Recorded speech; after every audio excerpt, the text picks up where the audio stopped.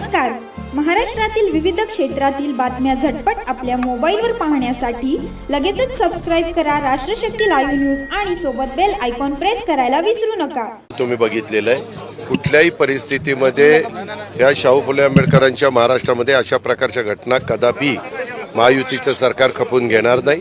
कुणालाही कायदा हातामध्ये घेण्याचा अधिकार दिलेला नाही आहे. ही घटना आत्ताच घडलेली आहे तर मी ताबडतोब CPशी त्या ठिकाणी बोलतो आणि जे कोणी तिथं CCTV कॅमेरे आहेत किंवा कोणी ते बघितलेले असतील त्यांच्यावर पुढची कडक कारवाई ही करण्याच्याबद्दलच्या सूचना देतो. हे प्रकार अजिबात आपल्या भागामध्ये घडता कामा नये. मधी पण काही बाबतीत कुणावर शाई टाक कुठं काय कर अशा प्रकारच्या घटना घडलेल्या होत्या. ही आपली महाराष्ट्राची परंपरा नाही, ही महाराष्ट्राची संस्कृती नाही आहे. ही आपल्याला चव्हाण साहेबांनी जो महाराष्ट्र घडवला किंवा ज्या महाराष्ट्राला सुसंस्कृतपणा दिला तो त्याला ह्या अशा प्रकारच्या घटना काळीमा फासण्याचं काम करतात. हे होता कामा नये. कालच्या गोळीबार प्रकरणावरून लक्ष विचलित करण्यासाठी अशा प्रकारे पत्रकारांवर हल्ला करण्यात येते. असं अजिबात असं कोण करेल? तुम्ही असे काहीतरी प्रश्न विचारता, तुम्हाला तो अधिकार आहे तुम्ही काय प्रश्न विचारावा, पण असं कुणाच्या असं मनात येईल असं का तुम्ही विचार करता?